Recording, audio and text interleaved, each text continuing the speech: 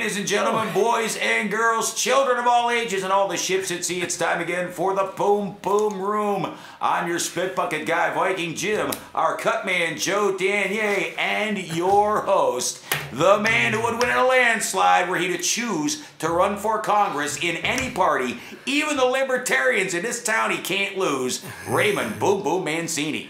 How about that? If I got to, it gets better and better. Longer and longer, but better and better. That's it. Hello, everyone. Hey, I'm improvising, believe it or not. Yes, you are. You do a very good job. Thank you, everyone. Welcome to another round of the Boom Boom Room. I'm your host, Ray Mancini, here with my cut man, Joe Danier, and my spit bucket man, Viking Jim. And that's a true Hall of Fame corner right there. Yeah. Anyhow, today's a lot to go on. We're going to talk about some boxing this past weekend, some boxing news. I'm going to hit you with some of the obvious going on in the sports world, some things going on. And we're going to have a top 5 list, and it's going to be into an homage to my friend Viking Jim. Oh, thanks, Ray. So let's get to it. So, look, the fight this past weekend, if anybody saw it on HBO, big upset. Really big upset. This was a late substitute, Eleider Storm Alvarez from Colombia. Knocked out Sergey Kovalev in the 7th round and beat him for, you know, every light heavyweight title that Dmitry Bivol didn't have. So they were actually playing like having a unification bout between I heard about this. two Russians, Kovalev and Bivol, on December 8th in Atlantic City. Still gonna happen. And Bivol won the first fight. Yeah. He beat a unanimous decision over Isaac Chilemba. It was a boring fight. Yeah, I read a little bit about it. Yeah, it wasn't really good. But I mean, he beat him decisively, but it wasn't action-packed. But Bivol can fight. The great thing, he had a large amateur career, great amateur career. He's only 14-0, but he's had the title for a couple fights. So he's won the fight like when his 11th, 12th fight. So he was supposed to have a unification bout with Kovalev, what everyone was excited about, what happened in December, and this later Storm Alvarez changed everything. What am I doing over here, Joe? Oh, we're on. We're on. Joe, come on. Ladies and gentlemen, I'm sorry, I'm over my man Joe's over here by the computer. I hear myself. Ain't that exciting? So, Joe, anyhow.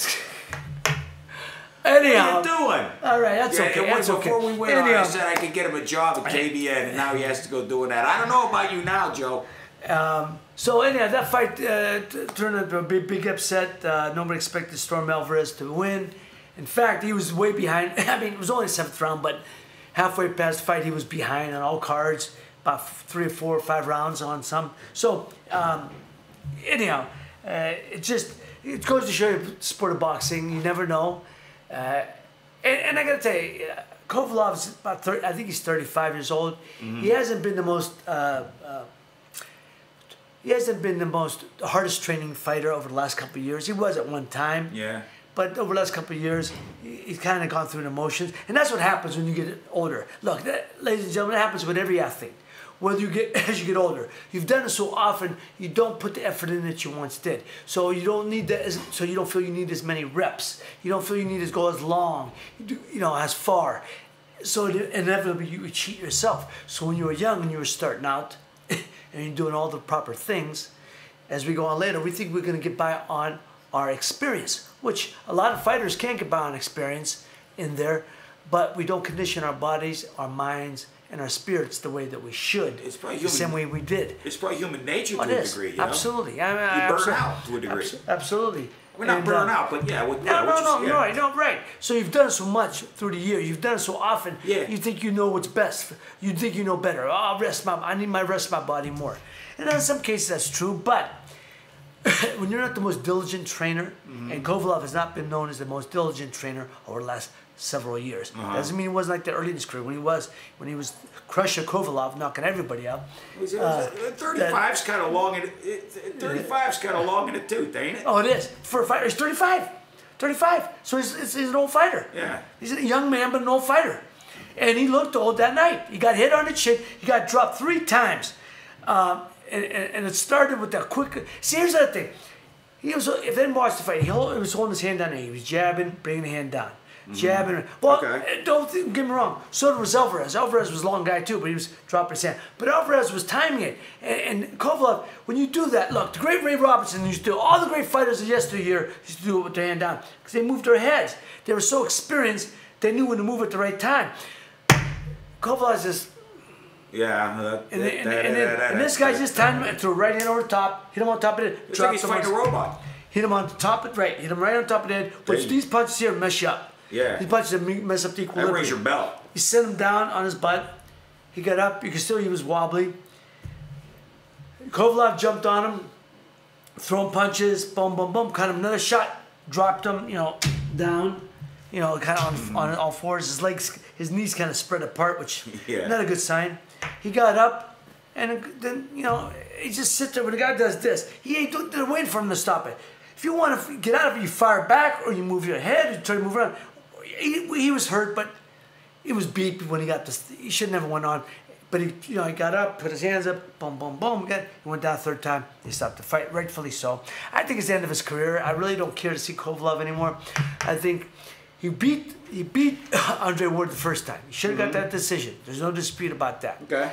Just like Triple G beat Canelo Alvarez the first time. That was even a bigger, wider margin that when Triple G won. But Kovalev certainly beat Andre Ward the first time. But then they had rematch. They called it a draw. I'm sorry. They called Andre Ward a split decision winner. They gave it to this. I couldn't believe they actually gave it to Andre Ward. But that was, again, fight, guys. I told people, you always hear me say, it's called show business for a reason. Business comes along before the show. That was business, man. Ward, he got that decision. He was an HBO fighter. He didn't win that fight. He didn't win it, but they gave him a decision. Had the rematch, but he knocked Kovalev off I believe in the 4th round with a body shot, and proved it. He proved, he proved it. So, what are you gonna say to that? I want to sidebar you real quick, not to interrupt, but I want to ask you later. Just real quick about something having to do with older athletes and guys that don't know when to hang it up. I want to talk about Terrell Owens is going to try to play in the CFL. So I heard about that. No, you're right. We'll just do this, but I do want to talk about it. You're right. Because I do got some football news, so we'll talk about that. Okay. Anyhow. And so, anyhow, he looked old. He's got a rematch clause in the contract. Let's hope he doesn't ask for it. Let's say it just goes out. Look, some fighters have to go like this. I know. You have to go out like this sometimes. That's how I realized I couldn't fight no more when I got beat. I embarrassed myself. I embarrassed myself when I tried to come back after I had been retired in '85, came back against Camacho in '89. That was 4 years, but that was a little different. I was still able to do it. I came back 3 years later to fight Greg Hagen, and I embarrassed myself. So I guess some guys have to do that. And I embarrassed myself, and Kovalev basically wasn't embarrassed. He didn't embarrass himself. I'm not saying that. But I'm saying is he just can't take the shots like he once could. He had always used to have an iron chin. Not anymore. So, anyway, he got knocked out. I hope he retires because he just ain't got it anymore. Nah, could he still be a force in the division? I don't think so. Maybe, probably not. And the fight they were talking about was him finding the fight, long fight they're talking about with the 2 light heavyweight champions coming together, him and Adonis Stevenson, finally doing a unification bout that was been passed through. It's been longer. It was longer than when they were talking about Mayweather and Pacquiao. And it was longer than that. And so that will never happen now. It's like some myth that you'll just, it's like a story you hear about around a campfire. It's never going to happen. Right. But Dimitri Bivol was 14-0 now, 11 knockouts. So he's still young in his career, but he had an extensive amateur career. So a lot of these guys who have an extensive amateur career don't need a whole lot of pro fights to get back into the contendership or fight for a title. And so he won a unanimous decision, like I said, over Isaac Chilemba.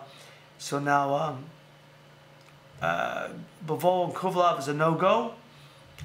I don't think Bivol and Alvarez is a fight that anybody won't see yet. There's no heat about it. There's no just no buzz about it. So let each have another fight, maybe or 2. One. Let's do one. Do a co-feature where they both are featured on the card, and then do the unification. Let's do that. Lucas Batiste, who just recently lost to Manny Pacquiao in Malaysia. He's retiring. He's going to retire. And, he's age 35 again. He's from Argentina. He had a great career, 39-5 with 36 knockouts. He had a 14-year career, champion a couple times over. And was a proud Argentina fighter. He always did himself proud, along with his country. He was a very good fighter, aggressive fighter, a good puncher. He had some good fights. He fought a lot of good champions and guys who became champions or were champion at the time. And so I commend him. He had a wonderful career, and I think potential future Hall of Famer. So good luck to him. What else? Yes, also they were talking about, also want to talk about, coming up, I'm going to talk about, we're going to get to The Office, and I think most people know what The Office is. Okay. But let's talk about other things in football, things that really probably don't care less about, but it's, it's just stuff you throw out there because it's in the paper, and why not? Dude, hey, Ray, if you care, we care, Well, buddy. yeah, I'm not sure I do, but we're going to give it a shot. Okay, we'll call this segment Things Ray Don't Give a Damn About. That's the thing that Ray don't want. Ray's going to talk about, really don't give a damn about. You're right. Okay. No. Actually, I do like this guy. Wide receiver, Steve Smith Sr. Steve Smith Sr., who had a 16-year NFL career. 13 of them with the Carolina Panthers. Yes. And number 89. And his last year with the Ravens. I thought it was very brave. He came out in an article recently, and he suffered from depression throughout his career. No kidding. He said he retired after the 2016 season, and he felt tired, inferior, and alone. Wow. Mentally, physically, and emotionally, he was broken. And probably spiritually too, I'll bet. Yeah, of course. That all goes together. You're right. Serious issue, He said man. he suffered.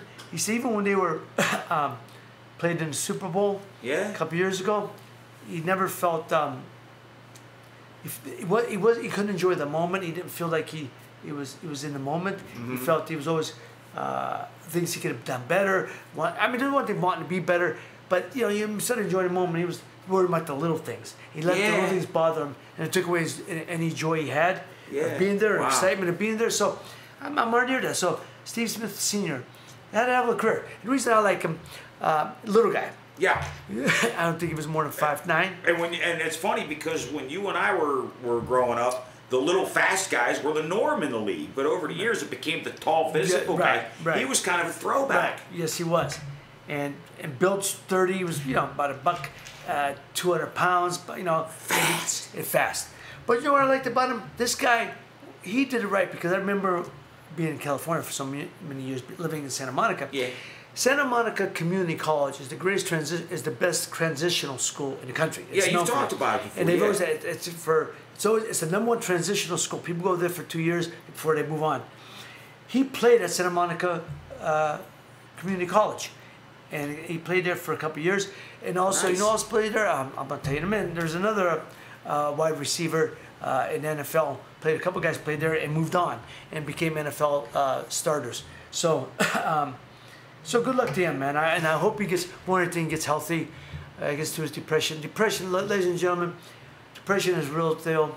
I have a child that suffers from it. I had a mother that suffered from it, and there's times you don't know what it is. Now we know. I wish I'd have known then as much as I know now.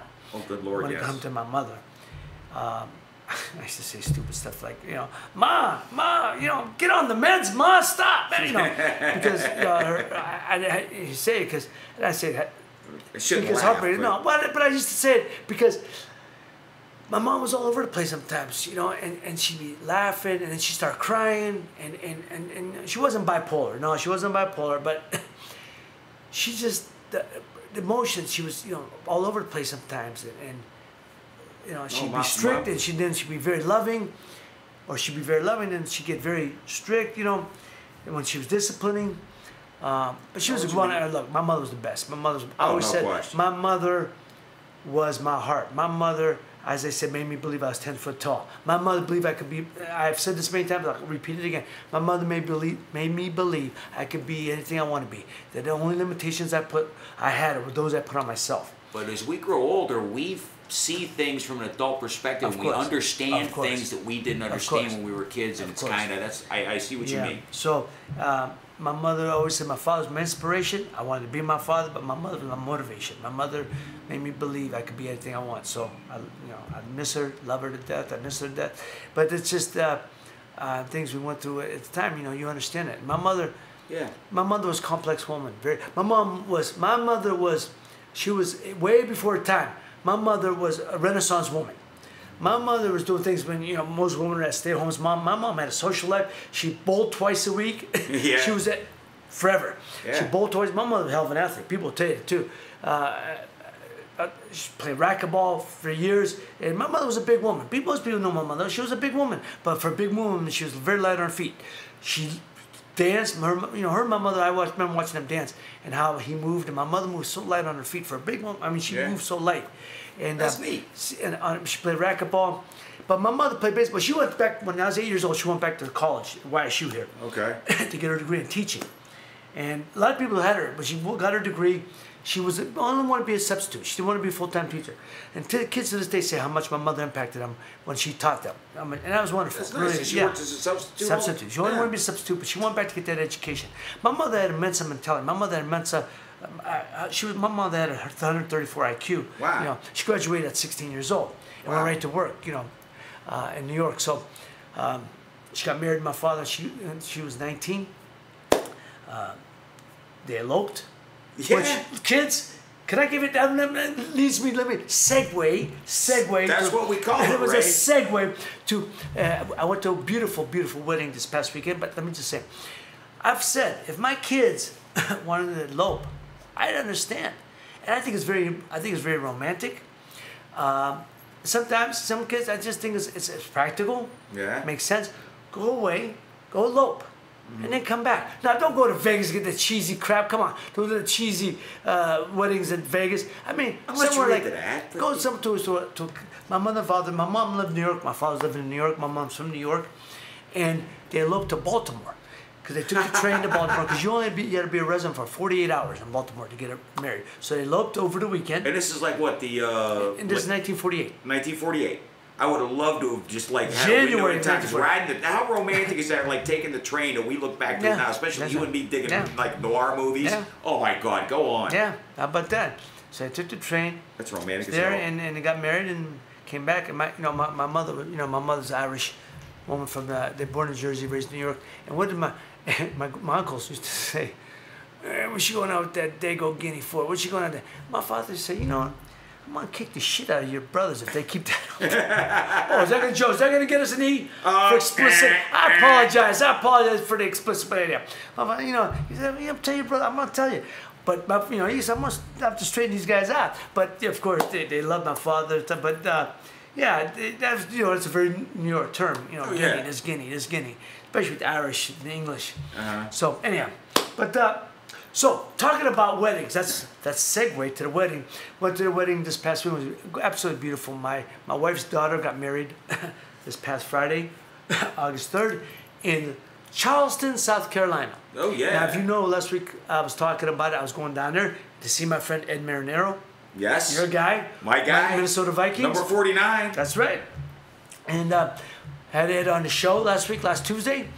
And went down there and got there Wednesday, went to his house for dinner, me and my bride, and it was just a wonderful time. Him and his wife and another couple.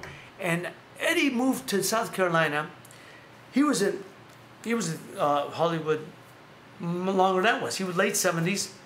And he had a house in Hollywood Hills. Yeah, he was on like stuff in like late 70s, early 80s. Yeah. He was all over the Laverne place. and Shirley. He did Laverne and Shirley. That's right. So I talked to. What made you move to South Carolina?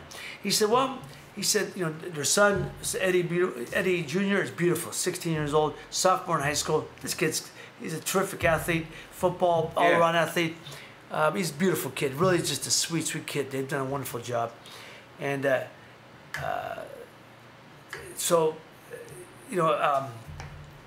Eddie's wife, well,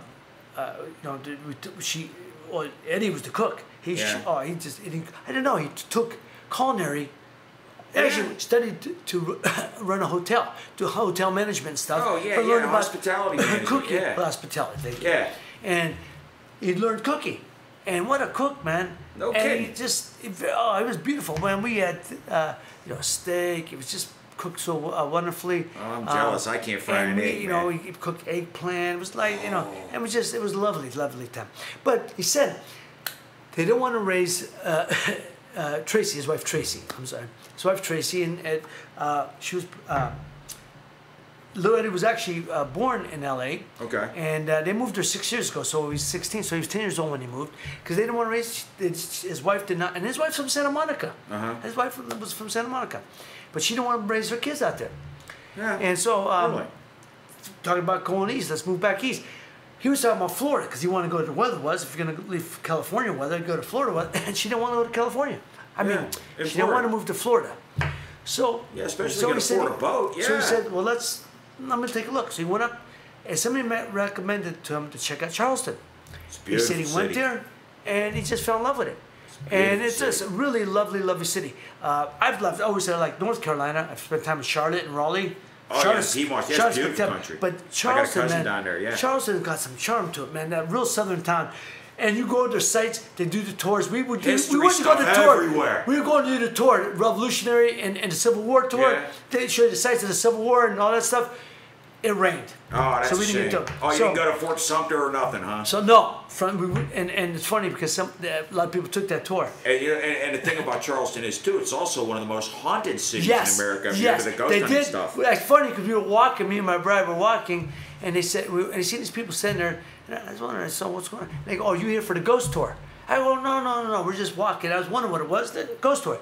No, I eat number that one, stuff up. it's number two. It's Yeah. haunted city. What's number one? The number one city or number one? I think the number For one haunted, city. for most haunted city in the United States. Number one. Gettysburg. Nope. What? New Orleans.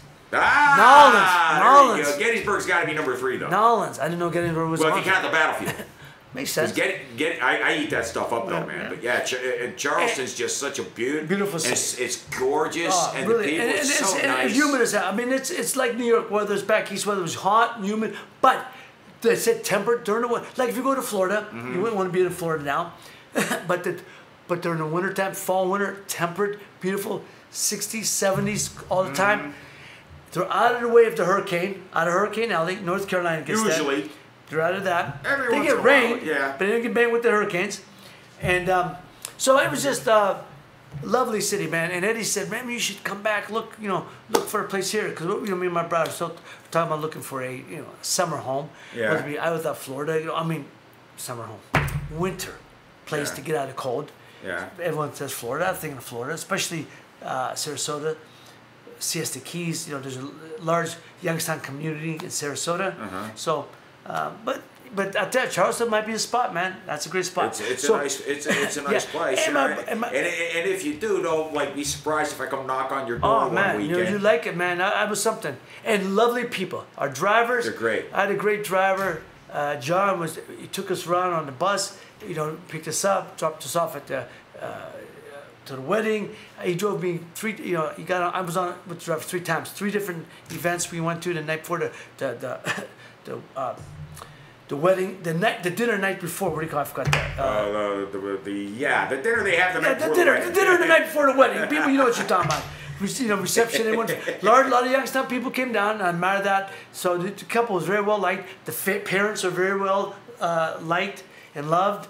That people, for a lot of Youngstown people came down, and so the dinner. What did somebody text in or something with the dinner the night before a wedding is? I can't think of it right now, but he picked us up, dropped us off. And so John, he was a lovely, lovely man. Give us a little bit of history to the city.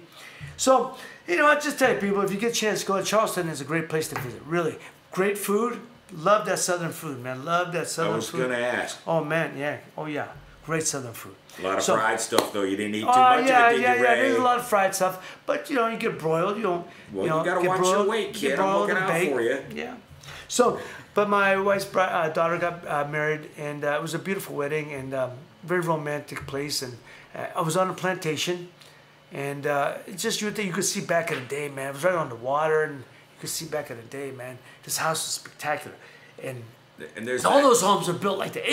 See, I thought Eddie bought his house, but he actually built it. Yeah. But he built like it. It was spectacular. Really beautiful home. You know, those old plantations, man. There's not from the Civil War. There's very few of those left because Sherman burned most of the damn things down. Is that right? I don't know. Yeah, a lot of that city's actually rebuilt. Oh, there you because, go. There you go.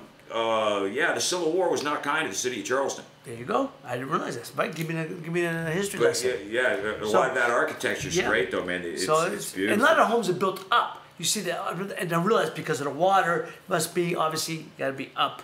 Because if you dig down, you ain't going too far because so the water.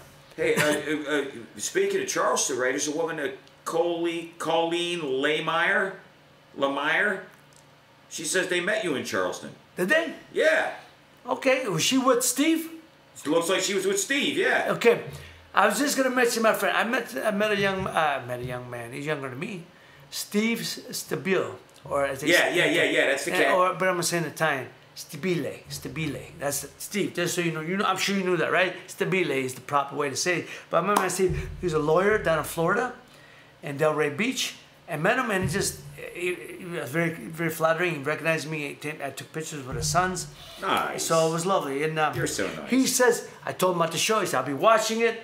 And he watched the show. I sent him the show from last week, even though it wasn't live. And he was very complimentary of it. And so, Steve, I appreciate you watching. And I'm sorry, what's his bride's name? Colleen. It was a pleasure to meet you too. Thank you so much. You were very patient when we were talking. Hey, by the way, didn't we replay last week was Mickey Rourke. Was Mickey? I wish we had the But unexpurgated. I think it was the opening. It was the first show. It was actually our premiere show. Yeah, that's right. I wish we had the unexpurgated version of that because I had to do some little bit of editing on that bad Well, boy. we get Mickey on here on this show. We didn't have to worry about that. Yeah, that's right. That's what I'm saying. I wish I had the original. Anyway, go ahead. I'm sorry. Again, going back to sports, things that I really don't care about, but I'm an amount. I mean, it's good to know. I find these little tidbits I think are interesting. So I just pass it on. But the wedding was nice. The wedding was beautiful, spectacular. Here was going with that. The destination weddings. I get it. My wife is her mother's one of 7, so there's like 40, 50 first cousins and Good Lord. Extended second and third cousins. The groom, I graduated with his aunt, went to school with his father. His father was 3 years older than me, but I went to school with his aunts and uncles. He's one of 7, and they got an extended family. So I think that destination goes, if you have a cutoff, where's the cutoff point? Yeah. To invite all family members, you got 600,000 people. So hence the advantage of eloping. That's why. Exactly. And also, if you do a destination wedding, it kind of cuts off the riffraff. It cuts off with who can come, who can't come, and then they come back. Yeah, that's actually really Plus, who are you going to invite? Don't want to invite. I don't know who to invite. I'll tell you what, let's not invite anybody. Let's just go away and have a wedding. If they want to come, they can join us. Yep. So that's kind of, I get it, but it'd been nice. It'd been a nice party here, too. You know, my wife and I eloped. There you go. Lizzie and I eloped to Canfield. We went to Clanfield. Yeah, we went to Clanfield. You know what my favorite part about the ceremony was, though? And I think my father-in-law, always kind of gave me the stink eye up until this happened when the judge read me the vows. Right. Instead of saying I do, I said no contest. Bada boom. Oh, there you go. Anyway. In fact, that's his attempt at humor. Yeah. I'm an attention seeker, Ray. I'm an attention seeker. You were a funny cat. You are a funny cat. So anyhow, but anyway, talking about it, but destination weddings, after this show, there's another thing too. But keep this in mind. I remember a friend of mine said to me, and I remember this, and I thought, wow, that's good advice. When me and my bride got married, because we were both going for the daily double. Second time around, no trifecta in this equation. Daily double. We went for the daily double. He said to me, Raymond, I said, I'm not one to give advice, but here's only advice. And this is my advice to anybody who's doing it again or a first time even, but consider this. He said, put the money into the marriage, not the wedding. And I went, So, look, this was a great wedding. It's a memorable wedding. Hallelujah. But I'm going to tell you, they got banged pretty good. The couple, the families. I mean, and that's great. God bless them. The families, the fathers of both the bride and the groom paid for it. And it was wonderful. But it's something memorable you're always going to have. you know what? We Going away, coming back, and having a party would have been just as good. Yeah, that's right. Like we had a potluck, man. It was just as much fun. Yeah. So anyhow, but that's a beautiful Absolutely. thing. Yeah, it's a beautiful thing. And wedding, but talking about wedding again. Destination weddings. I just read this. Okay. Destination weddings cost an average of $38,000, where a regular wedding at a hall $20,000. So 20, now you got that's almost double. $38,000 is double what a normal wedding costs at a hall or whatever. That's so a year's anyhow, damn wages yeah. for me, So man. no, Cool. so you got $38,000, man. That's you know that's kind of a hole you're digging yourself out of. But It's if like you can taking do it- out a student loan. So yeah. So anyhow, Damn. but talking about again other things that I really don't care about, but I think are interesting for you folks to listen to. Here, Jarvis Landry, who was brought to the Brownies, Yes. our Cleveland Brownies from Miami. And boy can ball too. He's been all pro the last 2 years. He's lobbying the Browns to go after Odell Beckham. I'm not sure that's a good fit or not. Beckham's one of the top 3 receivers out there as far as I'm Such a concerned. drama queen, though. But yeah, it's a lot of Locker room drama. pison. But you know what? He's out of New York. Cleveland's not as maybe you can handle it in Cleveland. Maybe there's nothing going on in Cleveland that is like New York. So we know everything's magnified in New York, but maybe here in Cleveland be better. I don't think the Brownies will do it. They'll need to do it. I don't think the Giants will give them up anyway. But anyway, that's what it says. So Jarvis Landry is lobbying the Browns to go after Odell Beckham. Can you imagine Jarvis Landry one out, wide out? OBJ. OBJ, yeah. on the other side. OBJ, Odell Beckham Jr. That would be a dangerous combination. Yeah. And plus, Josh Gordon comes back. When he comes back, hopefully he'll come back. That's a high traffic. I hope he's getting his mind right. Yeah, exactly. I really, exactly. A lot of times people, when athletes get into trouble like that, like Josh Gordon's having issues with, I've had issues with things. My family members have had issues with things. And when I see people crap on athletes or trying to get their mind right, that bothers me. Yeah, no, you're absolutely right. And he's got to do is get his health. Mental health is more important. And it's the same thing with Johnny Manziel. Yeah. Johnny Manziel went up to Canada. He got his ass handed to him last he did. Saturday. Yes, he did. 4 picks in the first half. But he did you handled hear- it well. In the press conference, he handled it well. Yes, and after the press conference, he goes, wow, you know what? I haven't played this game in a hell of a long time, and that's what the game gives you sometimes, and I'll be back next week. That's it. And his coach, stick him back. Yep. And then this is the coach he had at Texas A&M. And it's important His stuff, culture. man. Yeah, It's and the coach important believes in stuff. him, knows what he's about. But he got his butt handed to him, as you said. 4 picks in the first half. Some of them were just stupid things. You could see he was trying to get away with things he got away with in college. He Yeah. didn't get away with that in the pros. Right. I would think he'd have to get his mind right. Say, okay, I can't do that stuff. He moved well back there. He was crazy, he's moving around good, but you got to, like one guy, remember they showed the play. The little dink. The little dump off right here. He tried to go. Tipped out of the guy's hand. No. Oh, not that one? No, the one he threw downfield and intercepted. But he I had know the what little you dump mean. off it right there. The guy was 5 yards The guy in was front. right there and he didn't see him. Yes. Well, I he know. saw him. He didn't. Yeah. Well, he was right in front of him. He just didn't go to him. He wanted to make the dramatic play. Yeah. What did I tell you in the pros? Go make it easy. The easy play is always the best play. Yeah. The easiest play. You'll get that ball and he'll run 5-10 yards. Don't need to throw it 10 yards down, 15-20 yards. And he got picked. Give it to the little guy. Let him do his thing. Yeah. Throw it 5 yards. So anyhow. He overthought himself So a little anyhow. bit. How about this one? This one I thought was a little bit comes under the jurisdiction of a bit ridiculous, border stupidity. Okay. Charles Oakley. Charles Oakley? Oakman played with the Chicago Bulls and of course great, better known as a New York Knick, one of the best power forwards in the game in the 90s, 80s and 90s, or 90s and early 2000s. He got out. He's not doing jail time. He resolves a Vegas gambling case. He resolved it, but the Okay. case was, and he does it without jail time too, because he was facing up to 6 years. He got away with he got away with a fine of $1,000. But here's what he did. Okay, lay And it out. Oh, come on, man. I know a lot of ballers like to gamble and play. He was cheating, and I'm assuming playing cards, but it doesn't say playing cards. I'm assuming he was cheating last month. He got caught last month pulling back and adding chips to a game. So I don't know if it was roulette or something, or whatever. When he realized he was going to lose, he pulled chips back. Oh, when he realized he was going to win, he pushed them in. So they were like on a border, and he was obviously the dealer or whoever's there couldn't see. But the people forget, man. Listen, people. The eye in the sky, man. Do you people forget that the eye in the sky sees things we never thought they'd see? My brother-in-law works down at Mountaineer. He tells me all the time, the dumb crap people try. They see everything. Oakley, come on, man. I dig you. Charles Oakley's one of the best rebounders, best power forwards in the game. In the 90s and 2000s, the brother can flat out play. It's always a shame. But that's a stupid move, man. Just come on. He's smarter than that, man. Come on, but man. He got out of jail time. They could have done 6 years.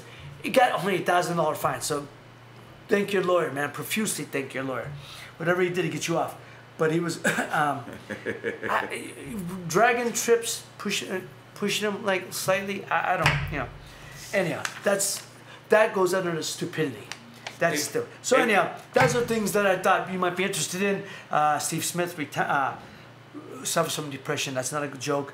That's unfortunate. I hope he gets, but he comes out. He's very brave to come out and talk about it, so other athletes get the help if they need it. Because there's athletes who think they're the only ones who are going through what they're going through, and they're not. Guys who are all-stars and terrific players like Steve Smith suffer from it.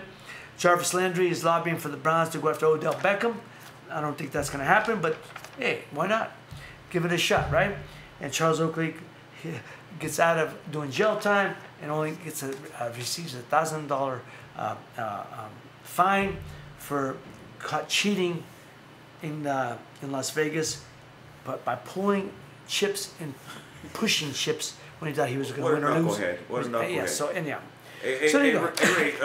Steve chimed back in, your new friend Steve, and he says they're going to invite you down. Invite us down, Steve. We'd love that. Me and my brother would like that. Apparently I'm not invited for some reason. They've also got 3 horses racing in Saratoga harness racing tonight. You know what? I used to go. I seen a harness racing. When a few times made an appearance in Yonkers. Yeah. Yonkers Raceway when I was traveling, when I was training up in the Catskill, and Steve knows. Yeah. Steve's a New York boy, Brooklyn boy. Brooklyn in the house. I think Steve, are you Brooklyn or are you Queens? We'll find out in a minute. Just Steve, let me know. I think it might have been Queens. It might have been the story of Queens. Queens and Brooklyn boy. He's out of there. He'll tell us in a minute. And He's so chiming in. And so, but I went to Yonkers Raceway. Trotters, it's like watching paint dry. Yeah, it's like watching golf. I'm not a fan of horse racing at all, at least. I'd go out to Mercer and watch the Winkies in their buggies, man. I don't know. See that buggy? I don't get it. Did you see that guy that's doing Uber for the Amish? And the guy's an Amish dude with a buggy. It's over in Western PA somewhere. No. And he's giving people rides around town. No, that's interesting. And it's a true fact that this guy's actually doing this, but I guess the joke is you can pay for it with Apple. Not like, because he's Amish, not with like an iPhone, but you actually give the horse an apple. There you go. Can't beat that. Hey, real quick, Ray, Cambridge. You grew up on Cambridge. Cambridge Avenue, yes. You know a guy named Larry Green? Of course. Yeah. Larry Green says hi. Larry, how you doing, buddy? Appreciate you listening.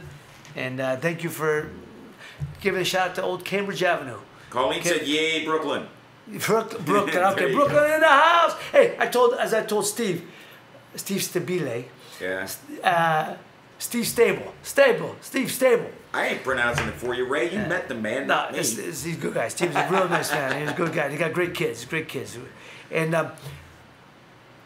but I was telling people think I'm from Brooklyn. But I was telling them, yo, I speak these, those, and thems. But compared to you guys, I speak the King's English. You kidding me? Come on now. So I'm not from Brooklyn. I'm from Youngstown. Why? Town is my town. But Brooklyn's great. I've spent time there. I lived up in Brooklyn Heights for a period of time, for a couple of months in 1990 and 1991. Mm-hmm. No, I'm sorry, 91, 92. 91, 92. I was doing off-Broadway play 1 year, and then the next year I was doing a film there. And Brooklyn Heights is happening, man. It's a great joint, man. It was over on Orange Street. So everyone knows that they're over there, down by the river. Remember, I'm by the, like I said, over there by the East River. overlooks the city. It's beautiful city skylights. How are you, sir? The gentleman watching. Hey, so right around the corner. We should get a damn live studio audience and be done with it, man. Right around the corner where I was staying, used to walk around, the heights and everything. Who's that? The writer, who's the fight. Norman Mailer lived. Okay. Norman Mailer. So he lived in Brooklyn Heights there, so that area. So, and then, the park there was a beautiful park I used to go take my kids to, Nice. It was wonderful. But Norman Mailer lived there, and then of course up the street about half a mile, or not half a mile, quarter of a mile, was President Street. Okay. And here's a tour. Yeah, that's a Genovese joint. That's a Gambino joint. This was Joey Gallo's office here. Okay. So President Street in Brooklyn, over in Brooklyn Heights. That's a tour. It was. They actually did that here a few years ago. Can't remember if it was Mahoning Valley Historical Society, but they did the same thing where they took a little bus around all the wise guy joints. All the wise guy joints, and where De Niro got blowed up. Yeah. The whole deal. Yeah, Cicero's up there, which now there's nothing there. No. No, it's just not there. It's an empty parking lot. But anyhow, okay. So also, go ahead. I'm sorry. I was just going to say, Steve said he's listening to a couple of guys in Bed Bath and Beyond arguing about how great you were. Oh, Steve, that's it. Bed Bath & Beyond, one of my favorite joints. I love going to that joint and picking out what I want to get. No, I really do. Bed Bath & Beyond is one of the best stores that been invented. You go there, one-stop shopping. You get anything you need, and housewares and stuff. Bed Bath & Beyond got it all. And that's the Beyond part. Yeah. Okay. But Steve, tell Steve I appreciate that. Argue, brother, argue. Keep arguing. Also, on the football note, how about this? University of North Carolina has suspended 13 players. Now, I don't know. Suspended 13 players for selling school-issued Nike Jordans. So you're giving me Nike Jordans, school-issued. They aren't my shoes, I guess. Right. Now, or they are, but you can't go and do what you want with them. Well, yeah, this is kind of... but Gretchen, if you gotta wear the shoes, you can't be selling if you gotta wear them. Yeah. But they ain't Chuck Taylors either. It's kind of like, if you think about it, though, it's kind of the same deal like those Ohio State players got in trouble for doing the same thing. The cost Tressel's job. Yeah. Because it's school-issued equipment. Yes, I agree. It was. They were out there, and one of them being Pryor was his... yeah, I think it was Terrell Pryor. Terrell Pryor was one of them, yes. Signing up. But I get it, though. If your kid going to college, the university making so much money off your name, you can't even get a $10 hamburger without getting suspended. Yeah. It's the thing, and they're changing. They have to give these guys a stipend. They ought to make it a campus job and give us some cash. They are going to. They're going to. They're going to give them stipends. I mean, I'm not saying obviously you don't give them luxury lifestyle money, but get stipends beside the dorm room and give them some stuff first so they can have a little bit of spending money. So that's what they're going to have to do. By God, they have to do it. That's not working parking services like I did, for God's sake. So it's like that's what they're doing over there. So yeah, that would happen. But these guys sold their 13 pairs and 13 players suspended. So if you give them good shoes, but you gotta use common sense, man. You know it's not, if you get caught, if you know on Front Street what's gonna happen. So these ain't the brightest guys in the world either. Come on, man. 13 of you. So I don't know. I'm sorry, I was checking out the new background photo. Yes, I've seen that. Can you see it from where you're at? Yes, I can. How do you feel about that? That was 1980 when I had my hair, and I did the soft perm. 1980, 81. 81, the soft perm. I had curly hair as it is. I had wavy hair as it is. You do a soft perm, and that's what happens. You know what makes me uncomfortable? Now that one I like. That's cool. You know what made me uncomfortable about the other one? Because in the other one, you look like one of the guys that used to beat me up in gym class. There you go. Also, I was looking on, I think today, about the top football players this coming year, the top football players, the top 25. Number 6 is Nick Bosa. Oh yeah. I'm sorry, not professional. I apologize. Collegiate players. My number 2 guy I love this guy's name, Bryce Love, from Stanford. He may be up. He's the Academy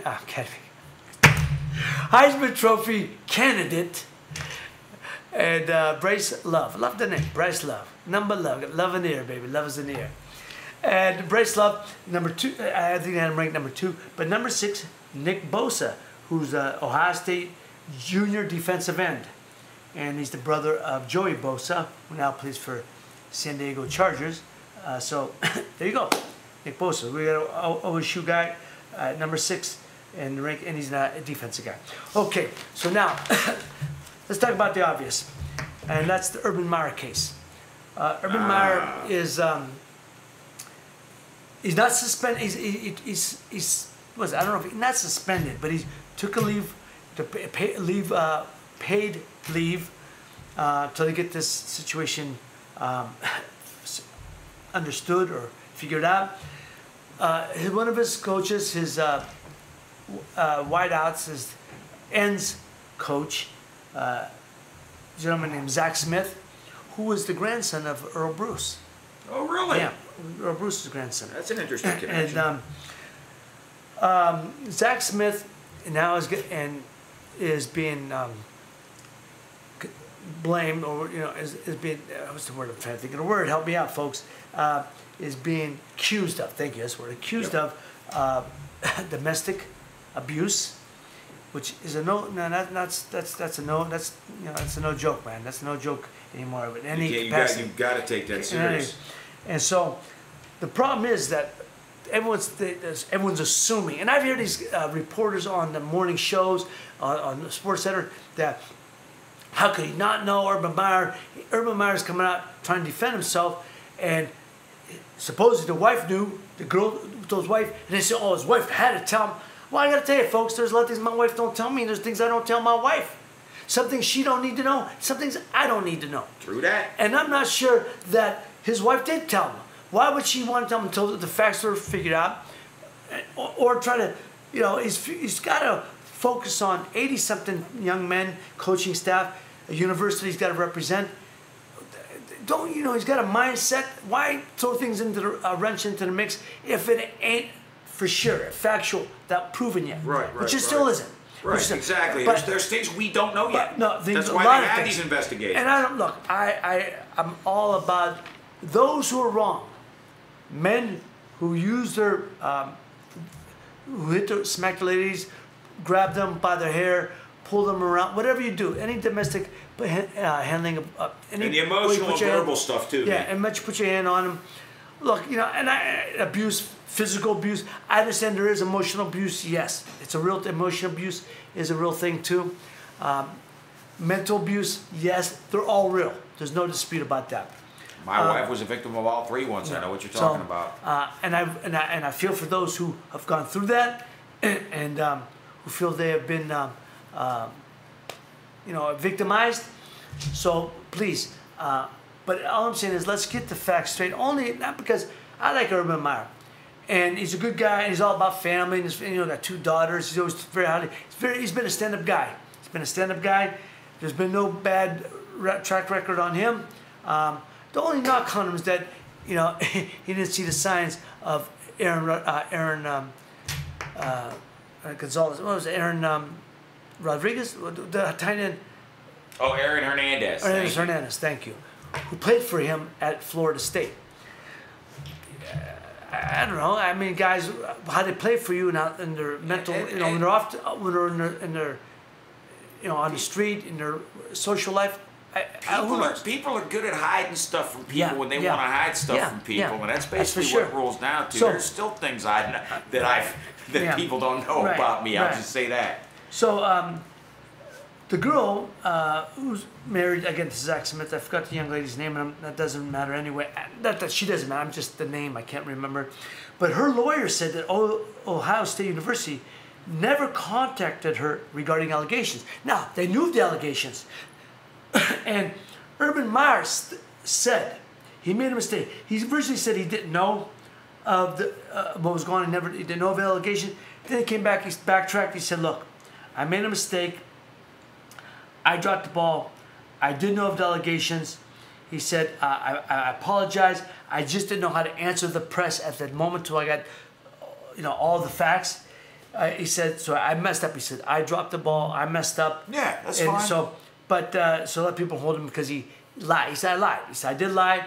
He said, "I knew nothing about it." But he backtracked and clarified it himself. Yeah. They have to go dig and find it. He admitted, "I lied because I didn't have I didn't know what to say to the press." Mm-hmm. But so anyhow, But lawyers said that Ohio State University. Now that's up to the president or the chancellor, whoever is the head of Ohio State, to get to the woman and find out. Look, how we're getting to the bottom of this. We do apologize for the stress that you're going through, under duress that you're going through. But let's get the facts. And we're sorry. And I'm sure something happened.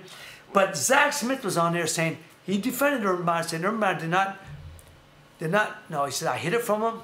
He said Coach did grab me, told me when he heard it, if it's true, you're fired. He said, Coach, it's not true. The kid's alleging, Zach Smith saying that she attacked him.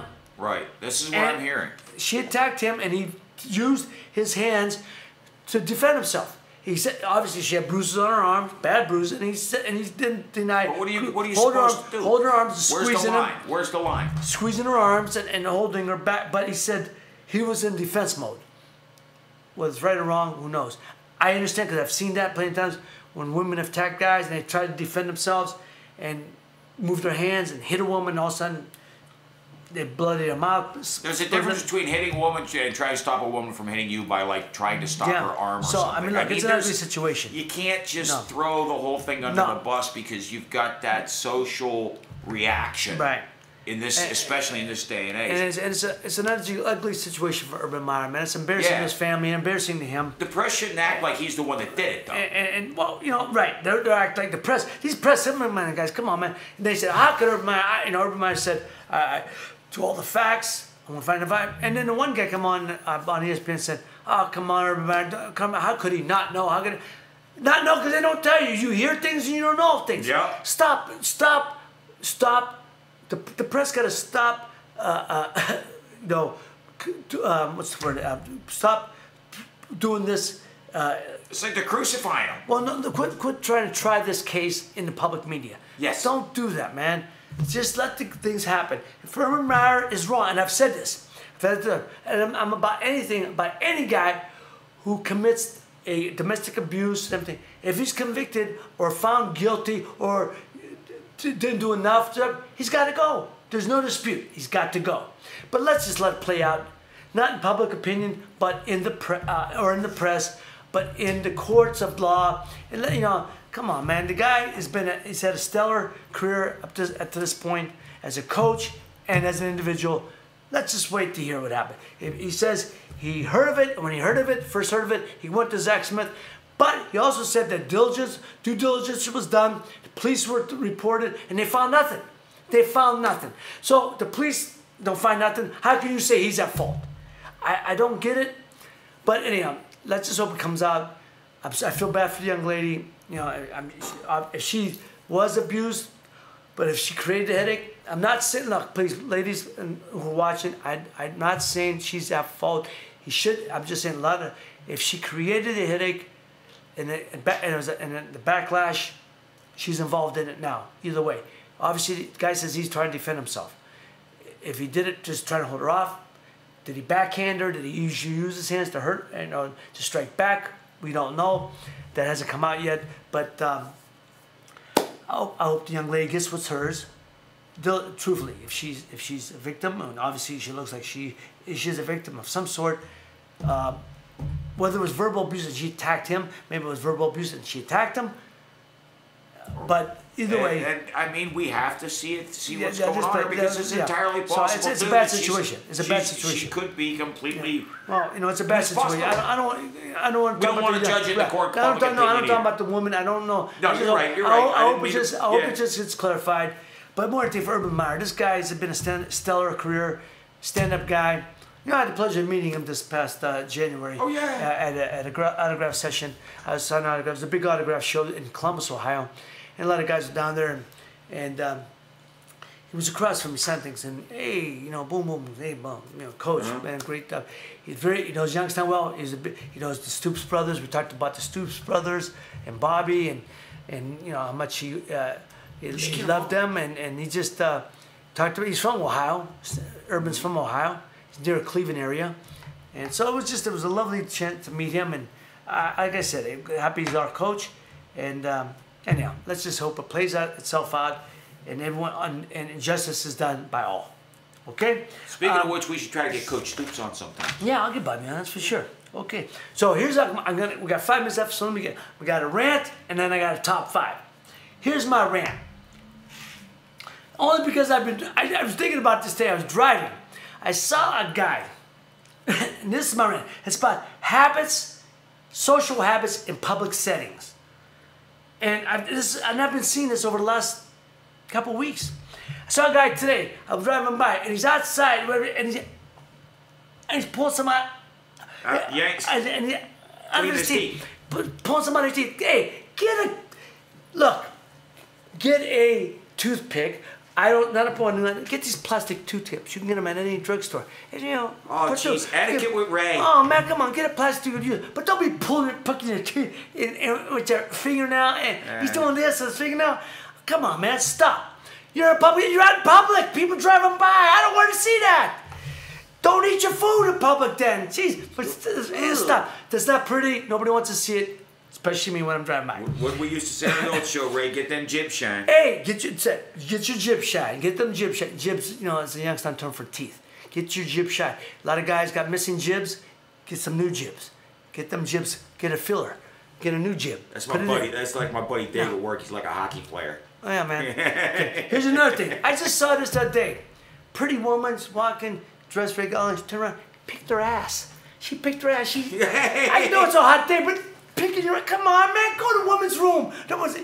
She's doing this, and she's holding it it ain't like she's just picking. She's digging deep in her. Yeah. Nobody wants to see that. I don't want to see it. And I know at times I pick my ass, but I'm trying to be, you try to do the little shake here. You do the shake. Can you see when you get to do the shake? You do the hip shake. And hopefully it falls out on its own. But geez, man, nobody wants to see you pick your ass. That just made me think the other day. Guy picking his teeth, woman picking her ass. Some guys don't pay for that, Ray. Guy the other day in a joint eating, and he's got his mouth. He looks like a horse. See, man, I don't want to see that. See this food. Stop. Eat with your mouth closed, or go put a paper up so nobody sees it. Come on, man. These are when you're social settings. These are social etiquette. Not when you're at home. Do what you want at home.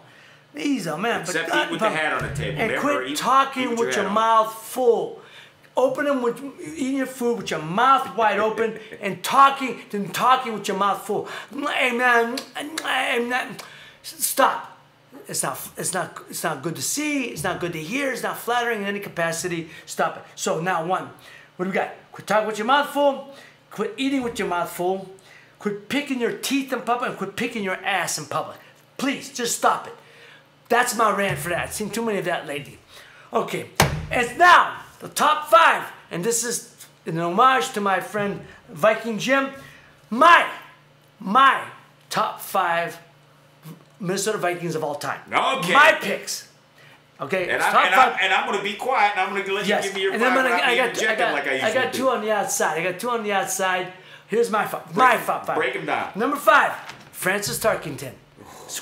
Greatest scrambling quarterback I ever saw. Greatest scrambling quarterback I ever saw. Who did he play for before he played for the Vikings? He played for the Vikings, then he went to the Giants, and they came back to the Vikings. I would say the Giants, but he played for the Giants first, I thought. No, he played for the Vikings first, for like 3 then he went years. to the Giants. Then he got into an argument with Norm Van Brocklin, the coach. He demanded to be traded, and then Bud Grant brought him back in 72. I knew that. But I knew he was at the Giants before, so it was the second time he was with the Vikes. Yeah, and here's the funny part. I have a soft spot for Eli Manning because he wears number 10 in a Giants uniform, and he reminds me of Francis. So I have a soft spot for Eli Manning. There you go.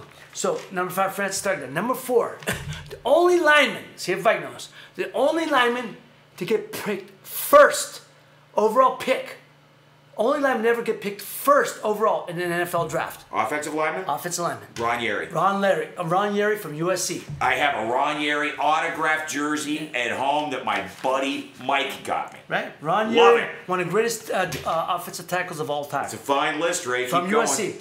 Number 3, the center, Mick Tingelhoff. Mick Tingelhoff. I love that name, Mick Tingelhoff. Mick Tingelhoff. Mick Tingelhoff. Like Tingelhoff, Dingleberry, Tinklehoff. It's Mick Tingelhoff. He's got a funny name. That's a funny name. Dingleberry's a funny name. Barry Dingle, Dingleberry. It's same. Hey, Tingelhoff. Mick Tingelhoff. One of the greatest centers at that time in the 70s. Absolutely, absolutely. And a Viking Number great. two. And a funny name. Number old 81. Yeah. On the outside, Yeah. Carl Eller. Carl One of Eller. the greatest defensive ends of all time. Oh, Carl hell Eller. yeah. One of my boyhood heroes. I got to meet him at the Hall of Fame You last told me. Saturday. You just said it. It's it. It was And number wonderful. one. Who is it? Number one. Who is it? In my heart, Yeah. in the heart of this show right here, Yeah. our dear friend, Oh. Ed Marinero. That's right. Number 49. Number one. He's for me. Number one Minnesota Viking of all time. That's right. Don't you dare. Played 5 years for them. That's all. 5 years and he made a splash. 2 Super Bowls. Eddie, number 49. You're the number one all time. I told you when I was a kid, I had an electric football set, and one of my players on the Vikings was number 49. That's right. So. And it's just two guys who made it on the outside could have been in there. Of course, is number old 88, Alan Page. Yep. One of the greatest defensive tackles of all time. And retired as a Supreme Court justice Yes, from the he state did. of Minnesota. Yes, he did. And of course, old number 44, Minnesota Viking, Chuck Foreman. Chuck Foreman. Chuck Foreman was in every down back, could do everything. Catch out of the backfield, run, third down runner, first down spin runner. move. Yep. Yes. Do this spin move. And just, Chuck Foreman. And where did you pick? Because I got to meet him too one time. That's a great list, Ray. So there you go. That's a great list, That's my Ray. top 5. Fran the Man, Tarkington, Ron Yeri, Mick Tingelhoff, Carl Eller, and Eddie Marinero. Just on the outside, Alan Page and Chuck Foreman.